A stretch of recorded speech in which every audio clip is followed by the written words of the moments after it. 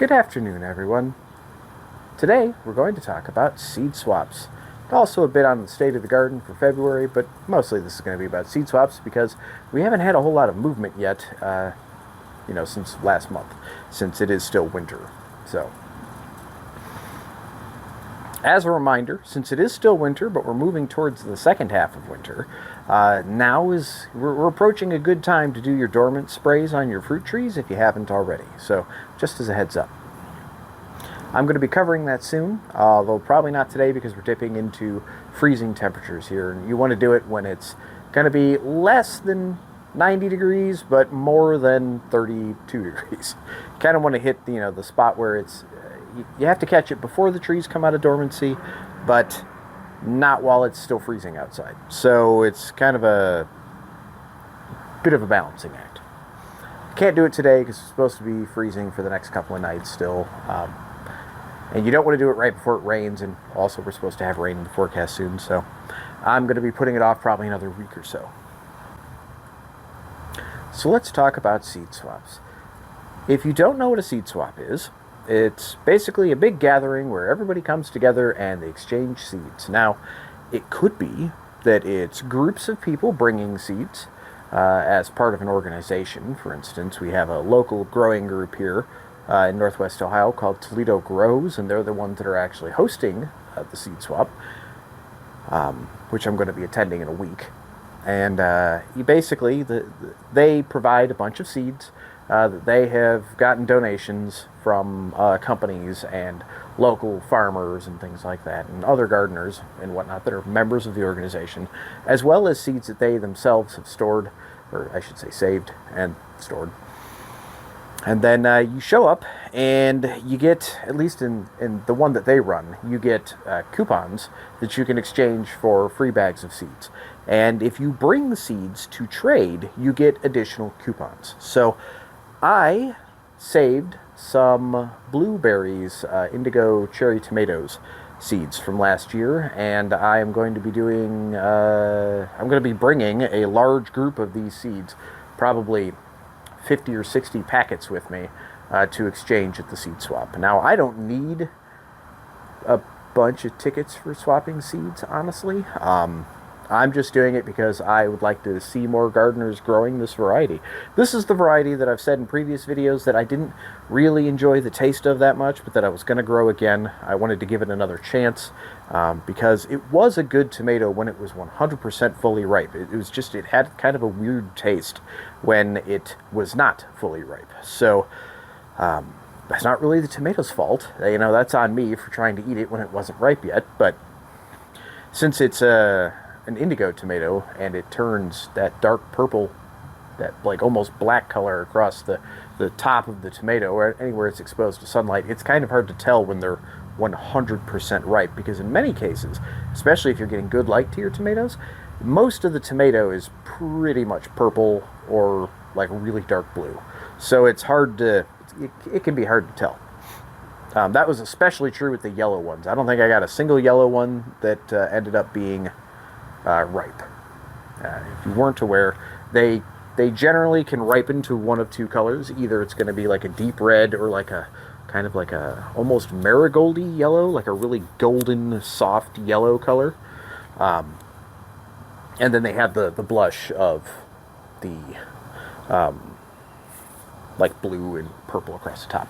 So anyway, I saved a bunch of seeds, and since it is an open pollinated variety, you can do that, and then I'm going to take them with me. So I'm going to exchange those, get a bunch of seeds, do some trading. It should be fun. Last year they were very, very busy. I was surprised by how many people were there. I would say when I showed up, I probably arrived about an hour and a half after the event had started, and there were easily 300 to 400 people in this gymnasium where this was being held. So it was a surprising number of people exchanging seeds and having a good time. So I'm going to be doing this again. I'm going to try to get there a little earlier this time because they did have some varieties that they didn't have anymore by the time I had arrived. So just see, going to go and see what's out there.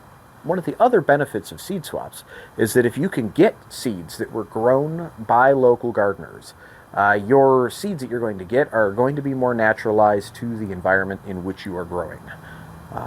So that could help you get better results. So yeah, I mean that's the gist of the seed swap. You go, you swap seeds. It's pretty much covered in the name. I will also probably be doing a video at some point about how I packaged the seeds and how I'm labeling the packages. So the packaging itself is just little seed envelopes about yay big. And I used a stamping thing that my wife found in order to customize the seed packets and make it look nice. Because last year I took bean seeds with me and I just wrote on a little like plastic bag, a real small, little tiny plastic bag about that big. Throw 20, 30 beans in there and then label the bag and say here's the variety, here's the kind of bean it is, that sort of thing. So anyway, this year indigo cherry tomatoes called blueberries. I'm going to take those and should have a good exchange. Hopefully I'm going to have a few of my gardening friends go with me because again I need to I'm going to have a lot of these coupons, so I don't need 50 or 60 of these coupons. I need maybe 12. I have enough seeds. I say I have enough seeds. I'm going to get more because it's kind of like an addiction. That's all right. So let's go ahead and do what little bit of the state of the garden that we can. I haven't done anything with the blueberry beds yet. They have not been built or anything, so we're not even going to cover that. They're for right now. I'll cover it when I do build them, but for right now I haven't built them yet because the weather is still too up in the air, and in order to plant them, I'd have to get them, and I'm not getting them until at least mid-March. So I've got another month before I need to have those planters up and ready to go. As far as the asparagus goes, I actually did order a set of crowns as well. Now I'm going to be doing seed starting indoors for the asparagus plants and some of the flowers that I bought. I covered those flowers in a different video. Hopefully I can add a card for it up here. Or maybe it's over here. I don't know which side it's going to show up on yet. Anyway, click there if you like. That was an order I got from Johnny's Selected Seeds. And yeah, we'll see how that goes. We'll cover that as well. But the reason I bring up the asparagus is because I had said at the time that I was going to be doing asparagus from seed and that I was not going to cover doing asparagus from crowns because that had already been exhaustively covered by other people. And I still intend to do the seeds. I'm going to start those indoors like I previously stated, but the crowns are going to give us a harvest that is at least a year faster. So in the interest of providing a little bit of variety, I got a different variety of asparagus for the crowns. It's a purple variety, so it should be pretty good. People seem to like the flavor of the purple varieties of asparagus more, so maybe I'll like that variety more than the Mary Washington variety, which I'm going to be starting from seed. So we'll see how that goes. That bed also, the asparagus bed, has also not been built yet. That will be sooner than, well, I don't know exactly how fast that's going to be. We'll get that out when we get it. I have to check and see when they're going to ship the crowns. I want to say that might have been, I think that was also mid-March. So I'm going to be doing more stuff out here in the garden in mid-March. So hopefully by the March state of the garden, there will be a bit more to show you. So let's show you what I can. And that's going to be basically the remnants of what was left over after that winter storm that I covered in the first state of the garden of the year. So the January one. I'll add a card to it in case you're interested.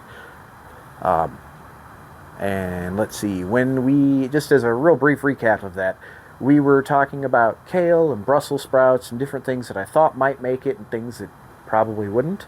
So now, let's go and take a look at what's actually going on. So the first thing that I'm going to show you here is the chives. Now the chives, I got to wreck out the old stuff that's in there, but as you can see, we have new chives coming up. And if you haven't grown chives for yourself before, I highly, highly recommend it. These plants have been living in these pots for long enough that I don't remember when we bought them. They're probably 6 or 7 years old now. And now that I'm thinking about it, I think they're older than that, because I think we bought them, had them in one pot, and then we moved to a house. We split it between these two pots, planted them up, they flourished, and then when we moved here, they're still doing great. So the spot that we have them in is kind of right here next to the overhang for the garage. So they get lots of sunlight from, I would say, probably in the late spring. They're probably getting it from 8 in the morning or so, like good solid sunlight from about 8 in the morning until, well, this is probably going to have sun until sometime like around 5 to 6 p.m. and then they're going to be lightly shaded. So anyway, they're doing pretty well. Very hard to kill them. Take a look at the raspberries. Yeah, admittedly, there's not a whole lot to see here. So, something appears to have chewed on my raspberry plant, because this was out to like here before. And I can't say I blame it necessarily, because there's not a whole lot out here growing. So if they can get some sustenance from these old canes, that's fine. This will be the second year for these canes. So if you're unfamiliar with how raspberries grow, these are the canes that might bear, depending on the variety, these might bear a little bit of raspberries come spring, but in all likelihood, that's not going to happen, especially since these plants didn't exactly thrive. So we'll see how this works. I did order more raspberry plants because I want to get this patch established. Let's go take a look at the trees. Trees. And, yeah, like literally nothing has changed. So, anyway, that one over there is a pink lady. This one is a Franklin cider. This one actually looks like it's doing... There we go. Looks like it's actually in pretty good health. I have high hopes for that tree. I'd like to make some cider. And then this one I'm going to have to do some pruning on, because when you want your tree to grow and produce good, when you want your tree to grow and produce like a lot of apples and whatnot, you don't want your scaffolding that you're creating to be this close together. You ideally would want like maybe this one and like one up here going in a different direction. Like one of these two definitely has to go. And then, in all likelihood, I'm going to take 3 out of the 4 of those off. I might leave... I don't know. I got to double check that and really take a look. I mean, I have... If you look up here, I've got another couple of... Come on, camera. Focus. Thank you. Kind of look there. I've got another couple of them sprouting up there. And that would be better location-wise. I mean, like, these are all doing better. Come on. There we go.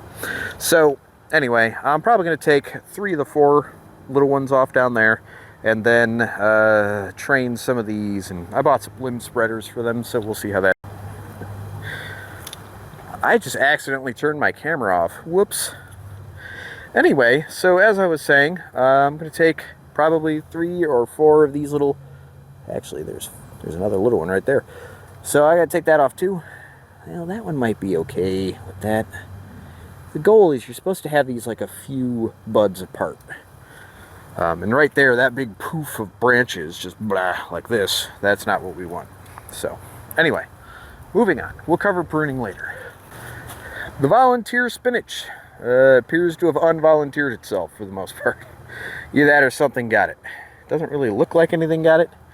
So I suspect that the weather just hasn't been very friendly, which honestly doesn't surprise me. It was volunteer, so I'm not shocked. No heartbreak, no love lost there. Yeah, that's all dead. That's fine. My dad's garden bed. His carrots are still alive somehow. I don't really understand what's going on with those. Not all of them are doing well anymore. He and I haven't had a chance to talk yet. This is the tops of those carrots right here. So, yeah, there you go. You can see it now. So this is like the tops of the carrots. And if we look down,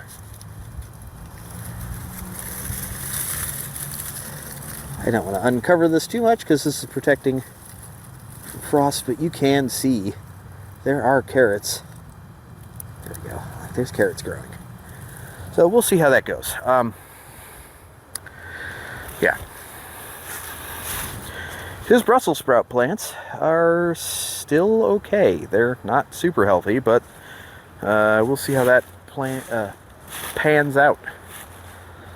So I forget which bed this was. This had the wasabi arugula in it and the borage. Everything in here is still dead, which would be expected, honestly. The winter rye as a cover crop is doing great. Also as expected. There it is in the potato bed, and less leaves so you can really see it going to town.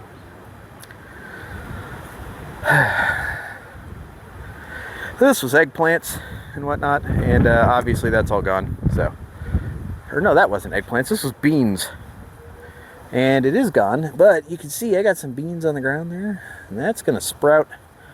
So let me just get these out of the dirt. Interesting. Those are Orient Wonder beans. It's a variety that makes beans that are 2 feet long or so. Use them like in a stir fry sort of fashion. They're pretty good. I think that this bean bed is going to be a second tomato bed next year, or this year. I haven't decided if I'm going to do that there or if I'm going to do it in that bed. One of the two I think is going to be a secondary tomato bed because tomatoes are a lot of what I like to grow. So this was the brassica bed, and this had the kale in it, and the kale is mostly dead. I've got what looks like maybe 2 or 3 plants. The one in the upper left and the one mid right I think are going to be probably okay. Everything else looks awful and dying. Except that one back there.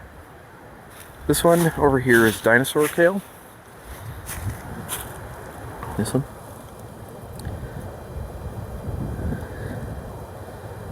And maybe it's okay. I doubt it. Not going to worry about it. If these die, they die. I'll just grow new ones. It's fine.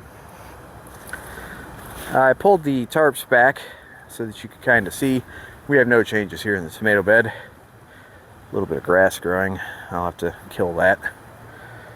Been unseasonably warm. I think the Swiss chard is pretty much officially dead unless there's a little bit growing still in the bottom of there. It's supposed to be cold hardy. As we can see, it doesn't look like it's particularly cold hardy. There's more winter rye. And then I've got my lavender, and the lavender still looks okay. It's small because I trimmed it back. Hopefully it'll get bushier, and we'll see how that goes. But here, get you a nice close-up of the plant. I think it's okay. We'll see. And then this is the one that brought me a little bit of sadness last time. I was really hoping to see Grandpa Garlic and whatnot. And last time I covered this, there was nothing poking up. But now, as you can see, we have babies. They're coming up in a few spots, actually. So, yeah, I'm excited. We'll see how that goes. Hopefully we get some good production from that. The current plants look just like they did before. No surprise.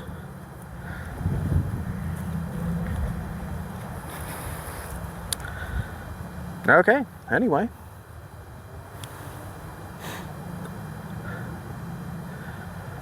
I've got high hopes for the garden this year, and hopefully we will get some good results, and we'll learn a few things.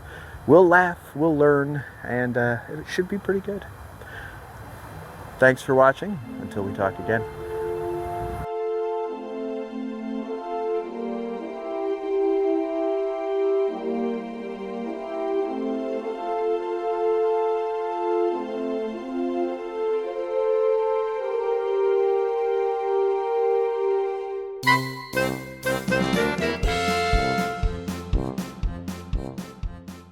you're encouraged to take seeds with you. I'm going to.